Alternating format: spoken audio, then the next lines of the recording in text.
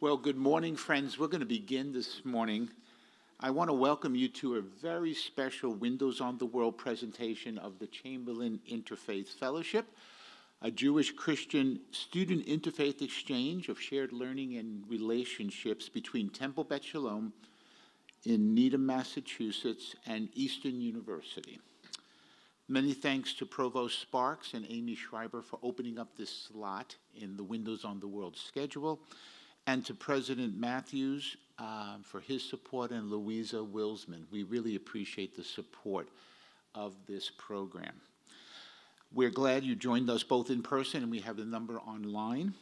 And I am grateful to be the university chaplain here.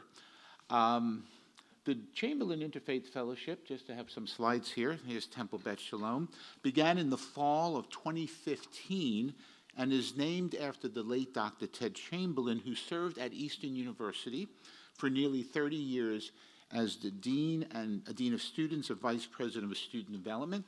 I had the privilege of working closely with Dr. Chamberlain for 13 years. The fellowship now is in its 9th year, and we're looking forward to next year, a decade of interfaith learning and relationships here. Here's another photo that I found there.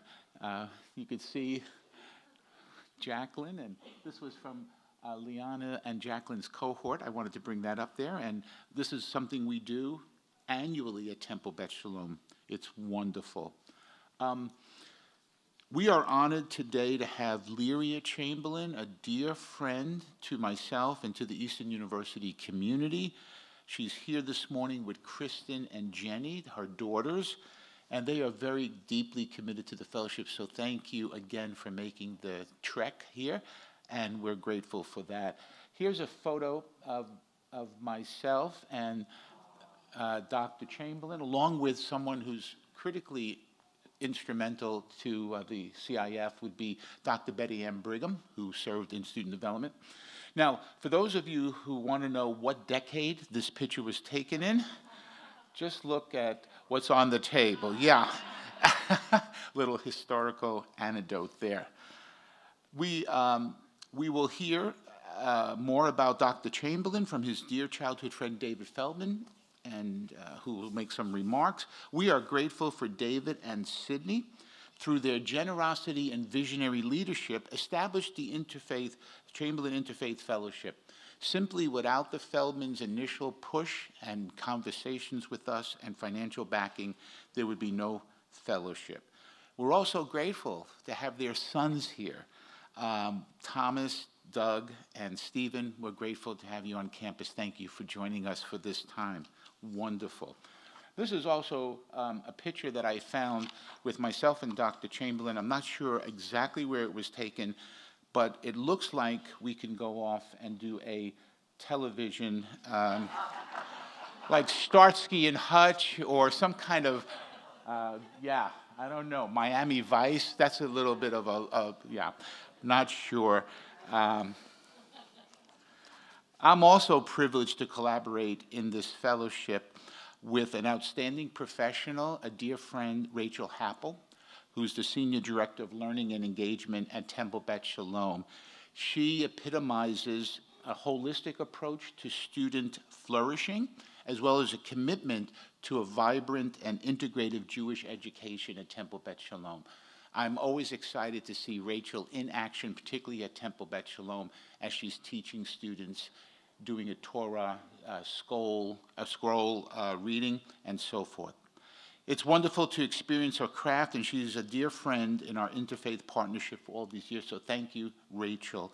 And Rachel's oldest daughter, Evie, was part of Cohort 6, which was really cool there. We also have 2 graduates of the CIF from Cohort 3, which we're very happy to have. They have become dear friends, and we'll share a little bit at the end of our presentation. They're helping lead with Rachel and I when we visit each institution, and they've also established an alumni association. We have over 70 students that have experienced this fellowship, and we'd like to keep track of them there.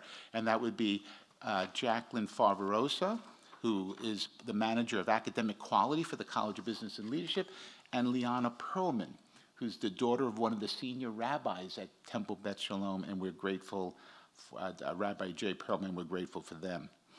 This fellowship includes students from each institution who complete an application or are interviewed. So if you know any students that are interested, we have an information with a QR code. You can even take a few flyers back to classrooms. That would be great, because next year will be a special one, be our 10th year.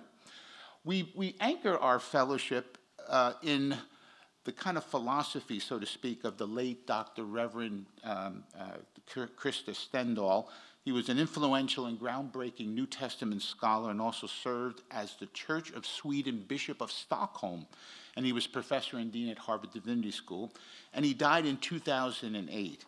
These are his 3 rules for interfaith understanding, religious understanding. Listen to these rules, which I find profound. When trying to understand another religion, you should ask the adherents of that religion and not its enemies. Interesting. 2, don't compare your best to their worst, which is a tendency we all have. And then lastly, leave room for holy envy. What is beautiful, what is delightful, what is something you might even want to practice in your own tradition. And we continually look to leaving room for holy envy. One of the things that impresses me about holy envy is something that Barbara Brown Taylor once wrote in her book, Holy Envy, where she recognizes Stendahl's work. The only clear line I draw these days is this: when my religion tries to come in between me and my neighbor, I will choose my neighbor. That's the Chamberlain Interfaith Fellowship. Learning about each other, learning about our shared values, and also appreciating difference, sometimes deep differences in our discussions there.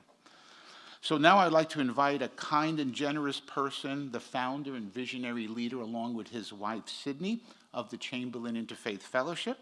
My friend David Feldman will offer some remarks.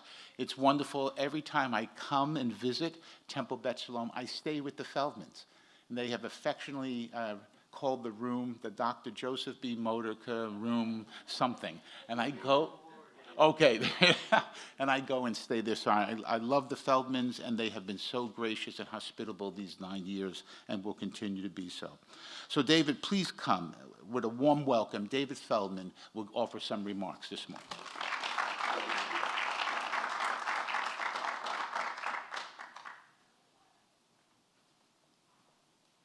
My apologies to the students as well as all of you, because half of this 5-minute presentation has already been made by Joe and everybody else. So I beg your indulgence, but Ted Chamberlain was my very first friend, and we grew up together on the same street in Newton Center, Massachusetts, and we were kind of inseparable during childhood. And obviously our religious backgrounds were very different.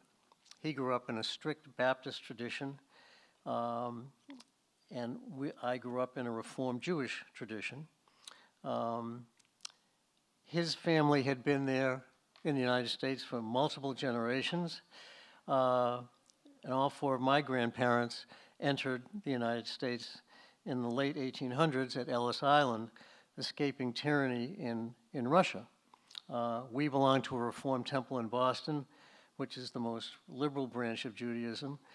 But despite our differences and faith practices, we found that we had an enormous number of things in common. We shared many interests, sustained a close friendship for many years. We're close with our wives, our children and grandchildren became friendly. And as time evolved, it just became more and more clear that his life values, his respect for friendship, family, and our fellow human beings were remarkably similar to what we believed in. This theme may sound somewhat familiar because it basically defines the basis of the Dr. Ted Chamberlain Interfaith Fellowship Initiative. So, as Joe referenced, for the last 9 years, this program has brought students together from both campuses and is a carefully designed program about study about Judaism and Christianity, which includes discussion groups, carefully supervised by your chaplain, and Professor of Biblical Studies, Joe Modiker, and our Senior Head of Education at Temple Beth Shalom, Rachel Happel.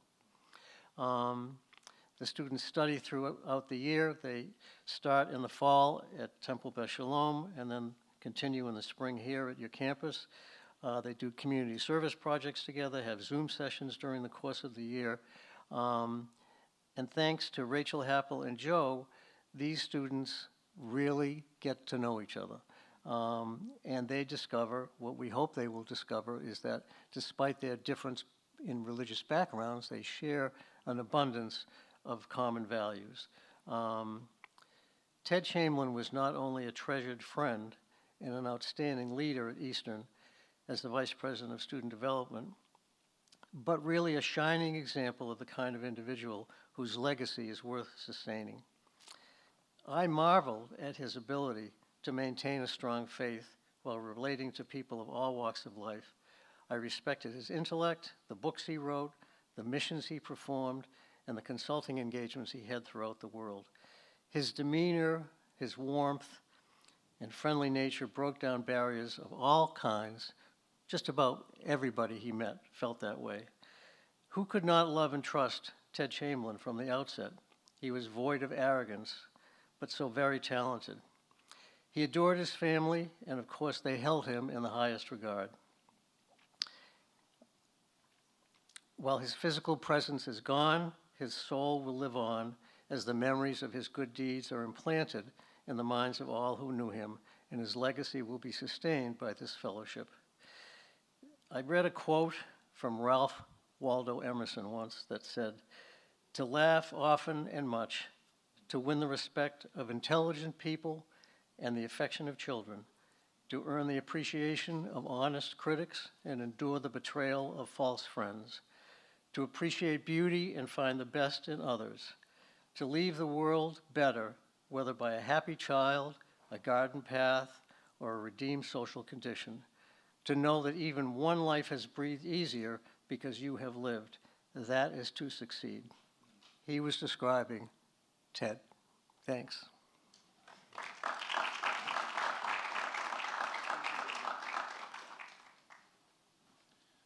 We will now hear from our students who are part of cohort number 9. I will be flashing some of the questions that they've been asked to think about, both in categories of challenges of interfaith relationships and learning and the blessings of interfaith relationships and learning. We really believe, Rachel and I do, that our students is why we do what we do in the fellowship, and we're grateful for their energy and enthusiasm and for ways of learning with each other, becoming friends. And then after that, we'll have Jacqueline and Liana come up to talk about a longer-term relationship and things that they have learned. So we will begin with, and we'll begin with the challenges, and the students that had the first question, please come up now. And introduce yourself so we know which of you are from Temple Beth Shalom and Eastern University. So I'm Gabe Pressman, and I am from Temple Beth Shalom in Needham. I'm Devin Burton, and I'm a sophomore here at Eastern University. So starting off with the question, which is, what's one new idea that you encountered? We obviously entered this program looking to find new ideas and differences between the two religions that we found important to us. And it honestly didn't take long. In one of the first meetings that we had, we went through a list. We all prioritized, based on a sheet, different things and ranked them and how we valued them in our religion. And immediately, differences emerged. I personally valued my community in Judaism. I have gone to Jewish summer camp every single year since I was probably in diapers. And I realized that that was extremely important to me. But then when we started comparing with the Eastern University students, I found that a lot of them valued their personal connection with God and how they saw Him and how they valued that relationship specifically. And that was really interesting to me because I had never considered that as much. I considered my religion to be being part of a greater community, supporting others and upholding the values that were taught. And the idea of having a direct and valuing the most direct connection with God yourself was really appealing and interesting to me because it's something that I hadn't especially thought about before. And it was a really interesting idea to explore and understand how they value it.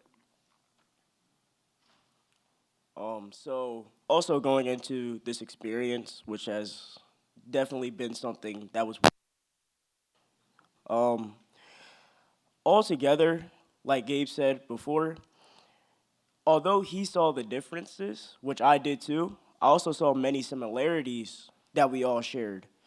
So I could also say as a similarity, or to myself personally, community also did definitely play a role in my upbringing. Definitely growing up in the church, even though I did have that strict connection, there was also that community that supported and that helped us basically develop. So I feel like community and connection, although they may seem different from when we first met each other and had that interaction, as time went on, I could definitely see how they can go hand in hand. And I mean, that's just something that's really, extraordinary to me. And, experiencing and going through this with Gabe, we already have that friend connection, so we're not scared to say anything to each other. So I feel like, just going through this whole thing, it was good.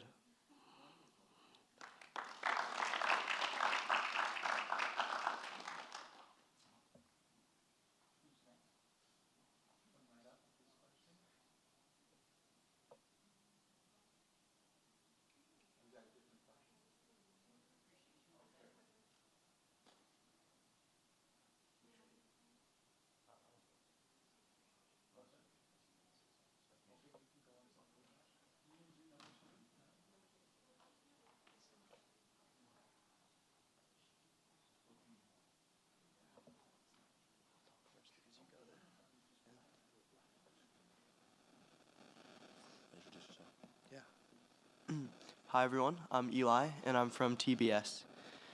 Now, when thinking about some unresolved questions that I have about Christianity, um, obviously I have some pretty big questions because I haven't been fully immersed yet in this weekend and in the immersion of Christianity. But something that I really think about is the difference in different branches of Christianity and how that plays a role in the values of different Christians and the way that they view their relationship to God or to Jesus. But another big thing is that in Judaism, we value and hold dear the oneness of God. But in Christianity, I've learned about the Trinity, the three different aspects of God. And so I think that that's something that's really interesting, and that's something that I want to explore more. I don't really know much about it, but hopefully towards the end of this weekend, I can gain some more appreciation and insight into these questions about Christianity. Hello, guys. I'm Anthony Williams. Some of my questions, because I did get the chance to go to Temple Beth Shalom. How come Judaism exhibits many holidays, traditions, and practices? During my time while I spent in TBS, I saw they really endeavored themselves in several types of like traditions and experiences and things of that nature.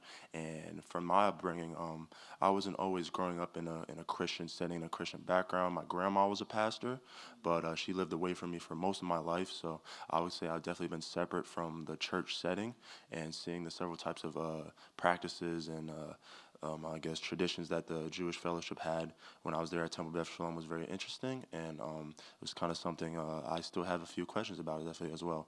And then obviously the big one obviously for me is Jesus, who he was, what he made himself to be in the New Testament through the Gospels, and I also understand in a different way what Judaism kind of thinks of them in a certain way, and I still kind of still deal with the complication because the way he presented himself in the New Testament, and it means definitely a lot for me, and I have grown through that in this past year and things of that nature. But even through these differences that me and Eli definitely share, I can definitely find a fellowship and a bond that we've grown, and not just like having these unsettled things that are within our heart. We talk about it, and we have no problem discussing those things with one another, and we've done that very well. So thank you for this fellowship for that.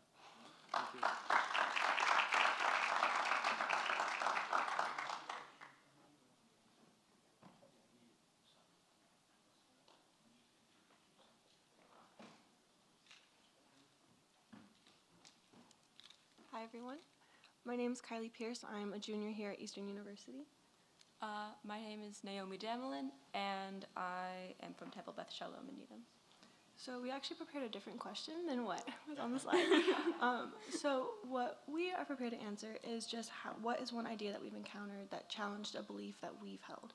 And for me, I grew up, I'm sure as a lot of people who grew up in Protestant traditions did, with the idea of an old covenant and a new covenant.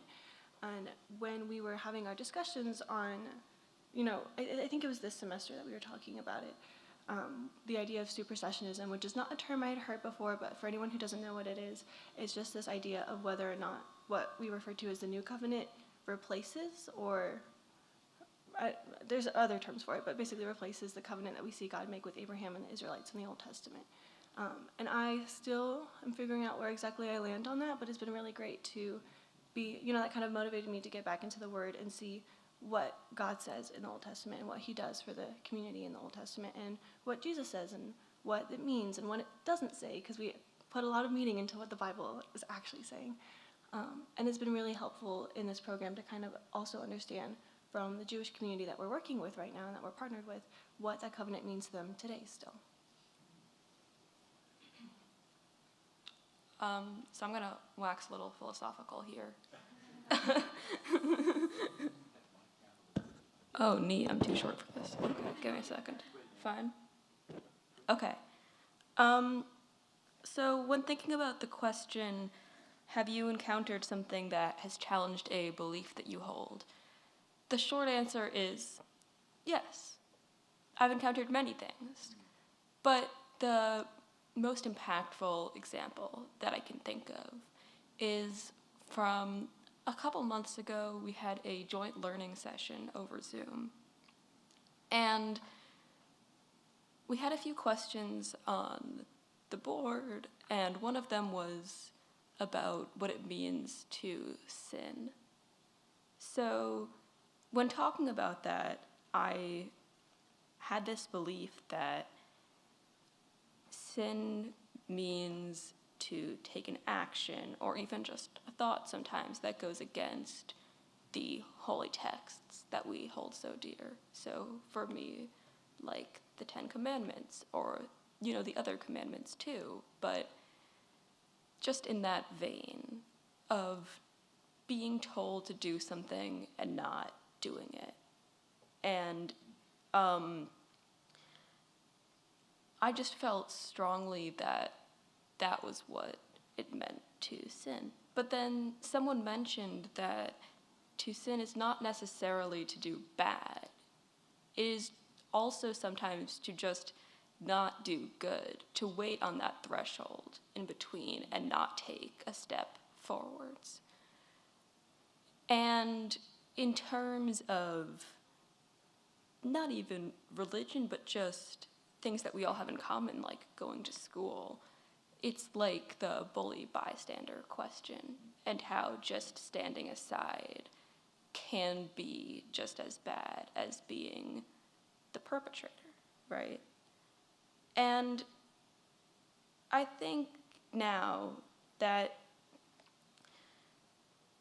to sin is to give up an opportunity that we have to make a difference in this world. Because we're all here together, and even though we believe different things, we're all here to support one another and to learn from one another. So when we just let things happen, when we let our moral compasses falter and wait without taking action when we see injustice, that's what it means to sin, to wait for someone else to step forwards. And we're all here together, and I really think that's such a beautiful thing. And I think that we lose part of our humanity when we don't take action, when we just stand aside. This world is such a beautiful place.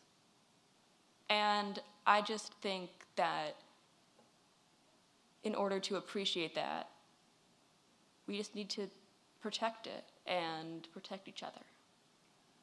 Yeah. Thank you.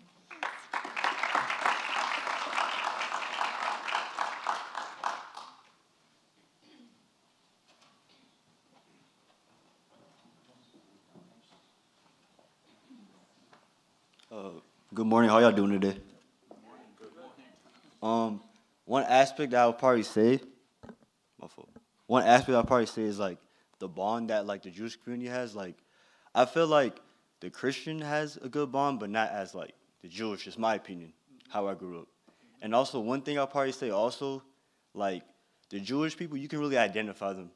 Not really a Christian, cause like a Christian, like I'm not saying we all look the same or like yeah, like we all look the same, but like they have like something that you can like see like I'm not trying to like say like in a bad way, but like y'all have like the hat, stuff like that.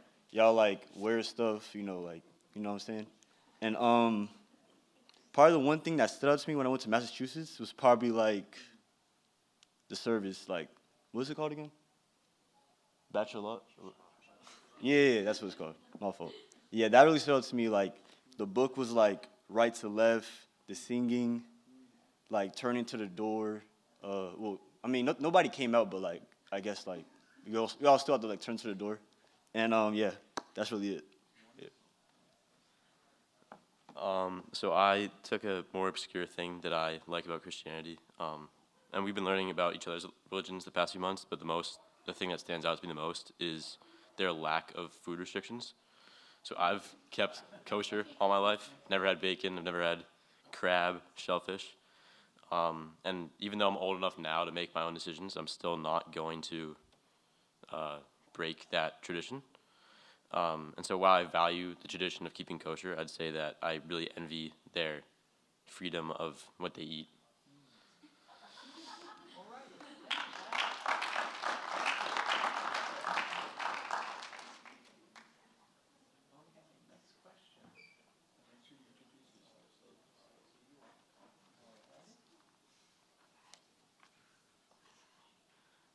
Okay, hello. My name is Madeline Weeks, and I am from Eastern University. And I'm Maya Hill, and I'm from Temple Beth Shalom in Needham. Okay, so the question of how has your appreciation of your own faith tradition deepened? I'd say, so for me, in the fall, we went up to Boston, and my favorite part of going up was seeing the mikveh, which is a ritual bath. We also saw the commissioned Torahs that they have. They're absolutely gorgeous. They're huge, and like you have a little finger that's kind of like you follow everything with. But there were many ritualistic aspects and traditions that I saw with inside the Jewish tradition. And so I have grown up in more of a Protestant non-denominational background, which hasn't had as many rituals that are related to it. And so through this experience, I have learned to look more into different Christian traditions. So actually just this Easter, I went to a Maundy Thursday service for the first time and did foot washing. And so that was kind of like a full circle thing of seeing the aspect of the mikvah where you're connected to water and seeing a Christian tradition besides baptism, because I mean, I have been baptized, but that's like, I don't know, that's not something that's like you're regularly being a part of. So the foot washing was like me finding a Christian tradition to bring things together. So, yeah. So cool. So much better than mine. Gabe and Devin kind of touched on this earlier, but I came into the Chamberlain Interfaith Fellowship valuing the different Jewish communities that I had grown up in, and I don't know how to phrase this, but I haven't been at Eastern for very long, but it's been really cool just knowing these people from the fellowship and kind of experiencing what I've experienced so far and getting to see kind of the community built here at this school has allowed me to kind of look into my own Jewish communities and like my camp, my temple, one other Jewish community that's not necessarily related to either of those things, and kind of been able to look into those and value those a lot with getting to kind of learn about the other communities that aren't necessarily related to Judaism and this community here that's built around Christianity.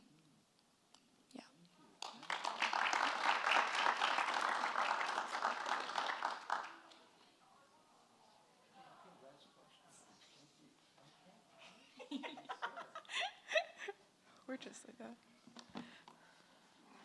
Hi, everyone. My name is Sarah Westmoreland. I am an Eastern University student that studies business here.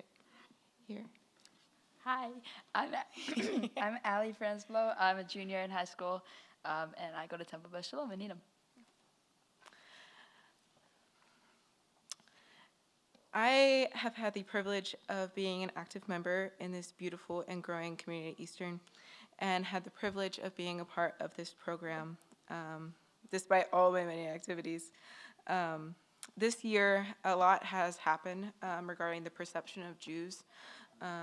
However, never letting that hinder our conversations, Allie and I have continually asked hard questions about the beliefs and traditions in all of this news, which can be really controversial within each other's religion. Her often more than me, because that's just who she is. That's just the joy of knowing Allie. I believe some of what I consider to be the most fruitful and ultimately left us the most connected is when Allie began to share how she turned back to embracing her Jewish faith, despite not having to. Getting to have conversations with her about the Talmud and her passion for her faith has inspired me to be even more active in my relationship with God all the more. Growing up strictly in Christian circles most of the time, I never had the opportunity to have conversations with those from different religions, even ones that are closely connected to Christianity. Something I am proud to be a part of the Eastern community, which constantly is engaging with diverse perspectives on our world and how we might be able to lovingly and intelligently interact with one another. I believe if you let them, questions turn into stories that we tell one another, which ultimately leads to vulnerability and ultimately true connection. This program has been such a blessing to me and my peers this year as we learn more about how we relate to others of a different faith in a very real way. Thank you, Chamberlain Interfaith fellow, founders, leaders, and fellow members for generously sharing your space and having your arms extended to everyone in the program, and to Dr. Modica and Jacqueline for constantly mentoring and shepherding us this year through this entire process in the Eastern community. Turn it over to Allie. Thank you. Hi. As Sarah mentioned, for many years I've struggled finding where I fit into my Jewish identity. How do I want to express myself? How do I want to see my denomination? And how do I want to represent our people? The conversations I've had with Sarah and other members of Cohort 9 have given me clarity and understanding so that I can get just a bit closer to answering these very hard questions. They challenge me, push my beliefs, and most importantly, we have a shared respect for one another. One of the most important things we have in this opportunity is creating relationships and friendships with people that you don't necessarily agree with all the time, but can find understanding and respect in those friendships. I'm so thankful for this opportunity and to have these connections and conversations, and I'm even more thankful to call everyone in this cohort one of my friends.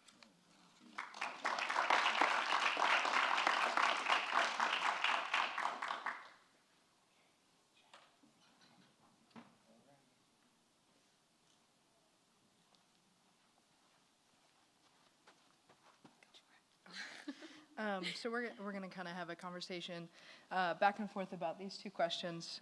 This is usually done by Joe and Rachel, so we're honored to fill in their footsteps. And a little bit nervous because their conversation is always very good. So the first question, what are some compelling aspects of my own faith tradition? For me, I would say one very compelling aspect is hope, resilience, and a redeeming quality of following Christ. So I always know that God is with me, and especially in my trials. I know that God is always there, and because I know that I can always get through it. And there are times where I've really, really struggled, and in those struggles, the biggest blessings have been brought to my life, mainly with people. The best people in my life have always come because of my struggles. So anyway. That's my question. Beautiful. For me, and my connection with TBS and Judaism as a whole, over the years, I have learned most strongly that Jews are a people, we're a culture, we're a tradition, and we're a religion, which is something quite special. I also believe that we are small in this world, but we are mighty, and that's something that I hold very dear to me. Something else that I really love about our faith tradition is that our telling of the story of the Torah, or what a lot of Christians would call the Old Testament, we have a structure built into our year where we tell these stories over and over and over again. It's part of the way that we practice as a community around the world. And so we are given opportunities to come back to these stories, come back to these teachings at different points in our lives in a very structured way. I've found that I approach stories very differently now than I did when I was in high school, and also part of this Chamberlain Interfaith Fellowship very differently than when I was a young child in preschool, maybe just learning about these for the first time. So I really appreciate that structure that we have. Awesome. All right, moving forward with question number 2. What do I have holy envy for at Temple Beth Shalom? So I was lucky enough when I was a senior, approaching my senior year of college, I went to live and stay at Temple Beth Shalom for several weeks or months, I'm not really sure. But it was awesome. One of my majors was anthropology, and so many of my fellow students, to do their ethnographic research, went abroad, and they went to remote villages and really cool things. And my really cool thing that I wanted to do was go live at Temple Beth Shalom and learn more about these wonderful people that I already been connected to. So anyway, in preparation to answer these questions, I went back and I found my little handwritten field notes that I had taken. I probably looked like a creep in the corner, writing notes all day, every day for those couple weeks, but it was helpful in preparation. So one of the things that I noticed that I really have holy envy for was the sense of belonging at Temple Beth Shalom. So in a lot of Christian churches, you need to believe this, this, and this in order to fit in this church, and if you don't, then you should go find somewhere else. So that stinks. At Temple Beth Shalom, specifically, I remember having conversation after conversation of people telling me that they didn't know what they believed, and that was encouraged. You are part of TBS. Regardless of whether or not you think God is an octopus. I've had a student tell me that when I was staying there and conducting research. So that sense of belonging without necessarily needing to have the belief is something that I really have holy envy for. And one more thing, definitely the bagels and schmear. I'm gluten-free. But the bagels and schmear comes with the Torah study Saturday mornings.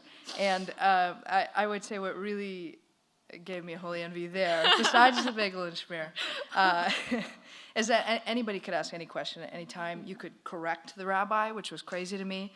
If the rabbi was off on talking about the wrong page and said, hey, actually, we're talking about this, there was no hurt feelings. Anybody could really ask any question. And so I hope to be in Christian spaces in the future where that sort of level of questioning is really encouraged. So. Beautiful, absolutely. My holy envy stems a lot from conversations that Jacqueline and I have had since I was 16 and she was 19, and we were kind of doing this whole thing as college student and high school student. And she talked to me about her experience in finding Christianity, returning to Christianity, finding Jesus. And I found the transformative power of Christianity to be something so beautiful and so deep, and just the fact that I got to experience Jacqueline after she had kind of had this transformation of herself, found this positive force in her life, is just such a blessing and is such a special thing. So the fact that the figure of Jesus can be such a positive force, can be such a grounding force for so many people, and can be something that can literally turn your life around, is something that's just absolutely beautiful. And I feel similarly about Judaism in a lot of ways, but her experience opened up my eyes to that spiritual transformation that is possible. Yeah. Awesome. I think we have a few minutes left for a Q&A with Joe and Rachel. If anyone has a few questions, they're your people. Well, I just wanted, yeah, Rachel, why don't you come up there for a second here? Apply now. We want to thank our students who did an extraordinarily wonderful job. Thank you for your preparation, for your honesty. And look over there to our graduates of the program. Thank you. You did very well. We have about 3 or 4 minutes. If there's a question from anyone, please, we'd love to hear it, either about the program itself or something for Rachel or myself. If there's a thought.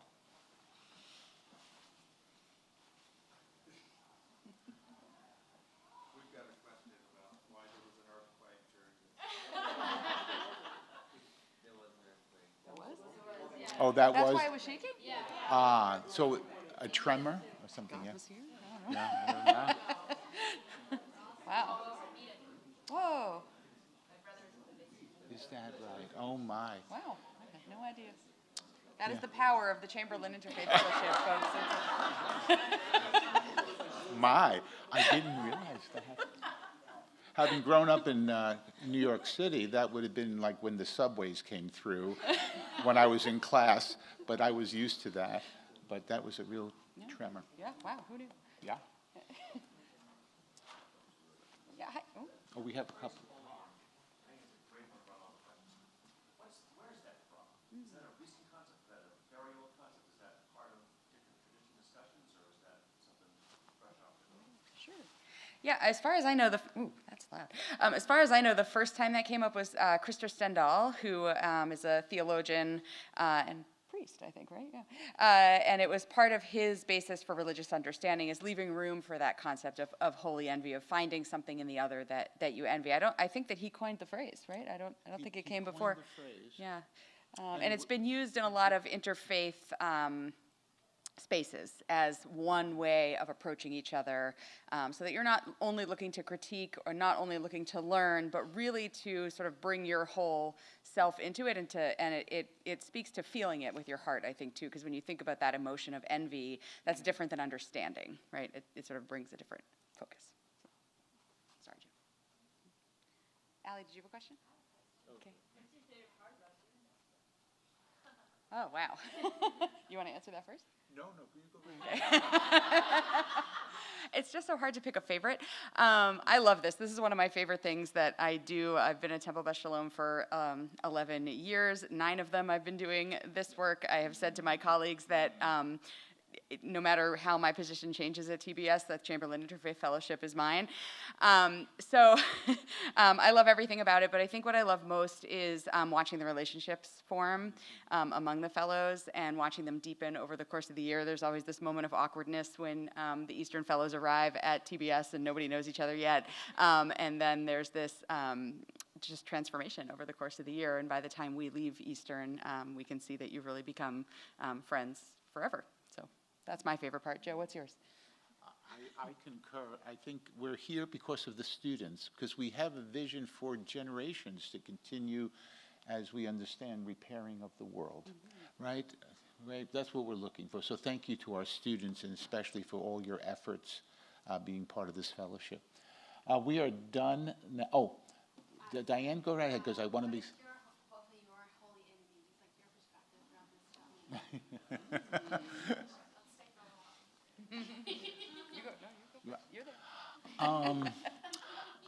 I think what Jacqueline said has been very, for me, that belonging should come before believing. And I think sometimes, in my own experience within the Christian church, that has been flip-flopped a bit.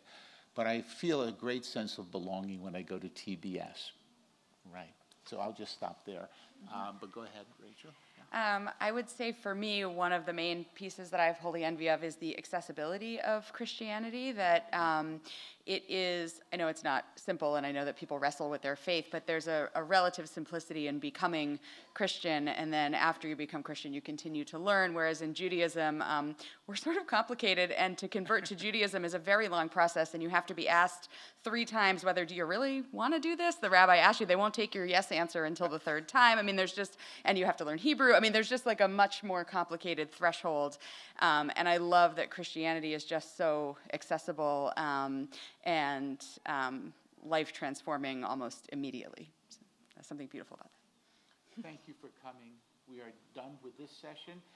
TBS Fellows will be reconvening at 11:30 in the Baird Library for a presentation by Dr. Phil Cunningham and Dr. Adam Gregerman from St. Joseph's Institute for Jewish-Catholic Relations. So thank you for coming. Thanks, partner. Thank you. Okay.